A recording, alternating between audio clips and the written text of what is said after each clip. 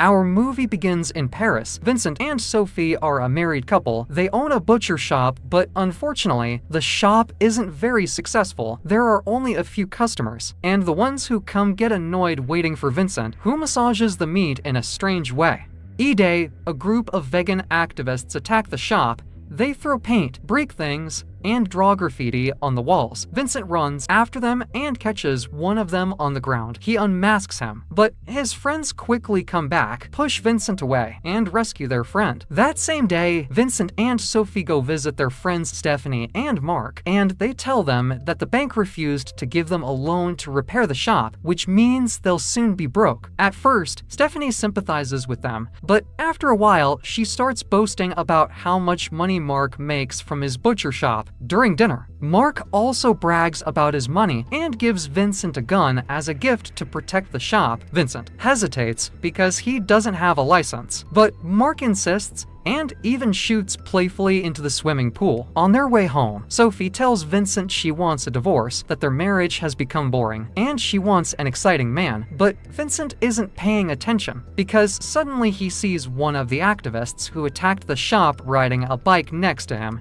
He suddenly reverses the car to chase him, but by accident, he hits him and kills him. Vincent is shocked and wants to call the police to say it was an accident, but Sophie reminds him that he was drinking alcohol, and also there's a gun in the trunk, which means he'll get a life sentence. She remembers a documentary she saw about a serial killer who used to cut up his victims and throw their parts in garbage bags around the city, and she suggests they do the same. A bit later, Vincent puts the body on the butcher's table and starts cutting it with his tools. He breaks the body into big parts, then cuts them into smaller pieces. While working, the victim's ear falls, and the dog eats it immediately without hesitation. The dog likes it, so to please him, Vincent throws him the other ear too. He looks at the dog eating it and then starts to think about something. After finishing, Vincent goes to the room and finds Sophie watching another crime documentary. She tells him he can't sleep here because they're separated now. So Vincent is forced to sleep on the couch. The next morning, Vincent oversleeps, and when he goes to the shop, he discovers that Sophie sold some of the human meat he left on the slicing machine because she thought it was pork. Before he could shout at her,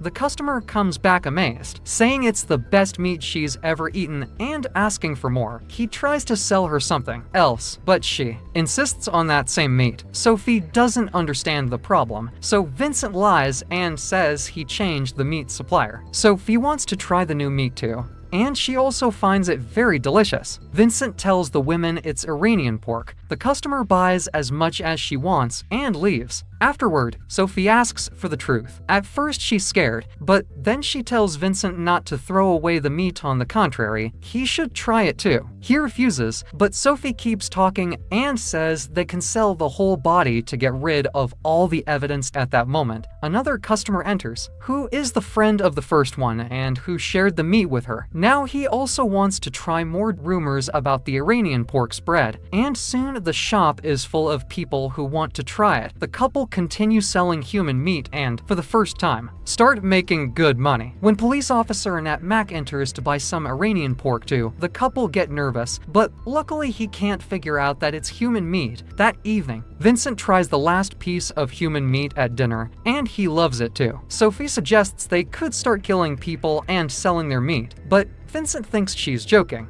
She's serious though, saying this could save their shop. The next day, their daughter Chloe introduces them to her boyfriend Lucas, who is a vegan. He promises he respects meat eaters and isn't an extremist like the activists. But Vincent and Sophie are shocked when they learn Chloe became vegan too. Out of respect for Lucas at dinner, Lucas refuses to eat mushrooms cooked in chicken broth or drink their wine because traditional wine is made with grapes containing dead insects. The couple bring cheese and cake, but he refuses those too because they contain milk and eggs. He even tells Sophie she's like an old cow while explaining how animals are treated on farms. After Chloe and Lucas leave, Vincent is so frustrated that he agrees to kill people. They go to a vegan restaurant to study the customers, looking for someone with lots of meat and not too skinny. They pick the chef, who is huge, as their next victim. Vincent follows him home after work, ready with a knife. But when the man screams, Vincent panics and runs away. He tells Sophie the man defended himself, so he had to flee. But Sophie knows he's lying. She tells him they need better planning and shares more ideas she learned from crime films. The next day, Sophie and Vincent go to another city, pretending to be vegan activists outside a grocery store. When someone insults them, Sophie argues back using all the info she learned from Lucas. Another vegan joins and starts ranting against the system nonstop, so Sophie scares him away with a harsh comment. Then a nice vegan arrives and chats with them. He agrees to meet later to discuss activism. After a while, he returns with 2 more people. Vincent and Sophie realize they can't handle 3 at once, so they prepare to leave, but the group says they're planning to attack a meat factory. Vincent suddenly has an idea and agrees to join them, ignoring Sophie's objections. On the way, they're given masks. One activist suspects Vincent looks nervous, but Vincent and Sophie brush it off, saying they're flower sellers. When they arrive, Sophie is shocked to see it's Mark's factory. She decides to stay outside, saying she'll act as lookout. Vincent goes in with the 3 activists, vandalizes the place, sets fire, and even pees on Mark's picture in excitement. Afterward, Vincent and Sophie go to a restaurant, where Sophie scolds him for betraying their friends,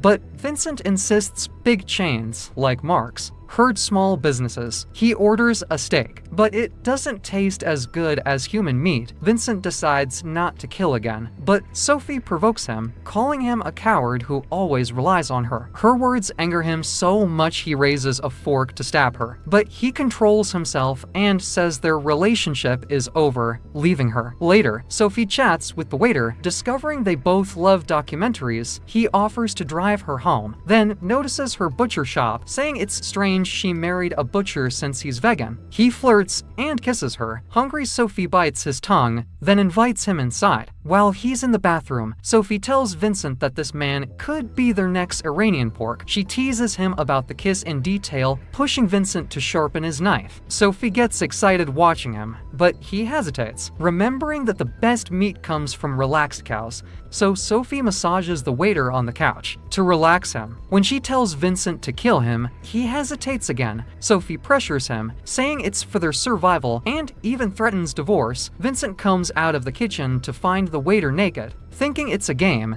this makes Vincent angrier, and he beats the man until he kills him. At that moment, Chloe returns home. Vincent washes his face in the fish tank water, while Sophie hides the waiter's clothes and body behind the couch. Chloe is upset because Lucas broke up with her, believing she secretly eats meat. She decides to stay with her parents that night and asks to eat meat from the shop for dinner, which makes them nervous. They try to convince her to get back with Lucas, saying he's a good guy. After Chloe leaves, the couple clean the blood in the living room and cut up the body together. They feel their bond as a couple is stronger again. They throw the waiter's bike in the river, then fall asleep together on the couch the next morning. Stephanie and Mark call them for emotional support after discovering their destroyed shop. At first, Sophie feels guilty, but changes her mind when Stephanie mocks Vincent's butcher shop. Officer Nat Mac confirms the attack was by the same activists who hit Vincent's shop and shows them recordings, while Stephanie and Mark demand government compensation. Nat Mac secretly asks Vincent and Sophie for more Iranian pork. That afternoon, people line up outside their shop for Iranian pork. The whole body sells out in hours. Sophie promises there will be more tomorrow. That night, they kidnap the vegan chef and kill him in the bathtub.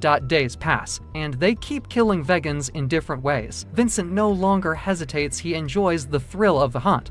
Their customers increase daily, and their lines grow longer. Their relationship becomes stronger. Talking casually while killing it becomes routine. One night, they lure a vegan activist to help them sabotage a meat factory. Vincent prepares his knife, but the activist notices and kicks him before escaping. They chase him into the forest, but lose him. Suddenly, they hear his phone ringtone. It betrays his hiding spot. When they reach him, he's already dead from fear. The next day, Vincent and Sophie invite Stephanie and Mark to dinner, serving meat from the man who died of a heart attack. They love the taste, but Mark finds a metal piece. Stephanie realizes it's a pacemaker. Vincent quickly takes it and lies, saying it's just a tracking chip farmers use on cattle. An argument breaks out, and when they mock Vincent's shop again, he finally stands up for himself and insults them back. Mark attacks him, and they fight in the yard until Vincent bites Mark's ear. Stephanie screams, and Vincent spits the ear out in disgust, saying he was only proving his point. Vincent starts watching animal documentaries, imitating hunting and stealth techniques of predators to hunt more efficiently, even strangling, like snakes. During a barbecue, a man complains about the smoke and smell of burning bodies interfering with his yoga. They pretend to move the grill, but kill him instead later. They attend a vegan event to find new victims. Vincent gets excited about a fat boy, but restrains himself, not wanting to harm children. Suddenly, they bump into Chloe and Lucas, forcing them to pretend they're vegan and only selling meat to survive. Lucas mentions the recent disappearance of vegans. Suspecting the Farmers Union or Butchers Guild, he expels them, calling them butchers, words overheard by the activist who once attacked Mark's shop. As they leave, Sophie spots a black woman and says it's a new flavor they haven't tried. Vincent breaks his rule against killing women and chases her at night. His knife breaks while cutting her body, so he goes back to the shop for another. There, Officer Nat Mac is knocking on the door. Surprised the shop lights are still on, Vincent lies, saying he's working late, but suddenly the dog appears holding a human hand. Vincent yells to scare him off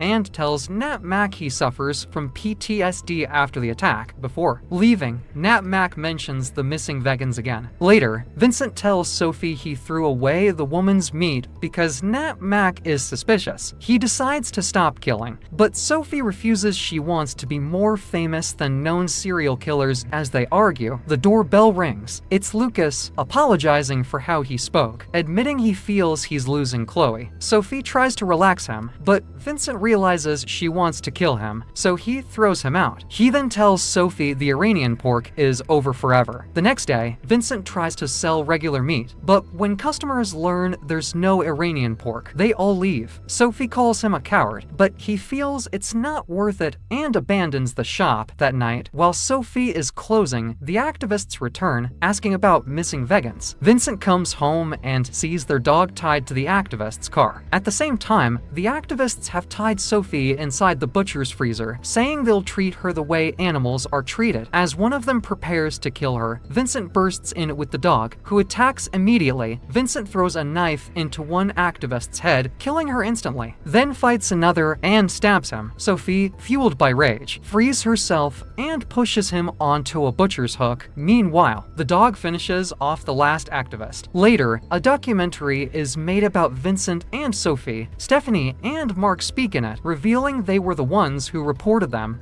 During their interview, they keep making racist comments about Officer Nat Mac. They also explain how they realized the chip wasn't used in farms at all, and if it weren't for the pacemaker, Vincent and Sophie would still be free. The couple are sentenced to life in prison. When the judge asks if they feel any regret, Sophie says her only regret is killing someone with an artificial heart, and that's how our movie ends. Thank you for watching. Don't forget to like and subscribe to the channel, and stay tuned for more.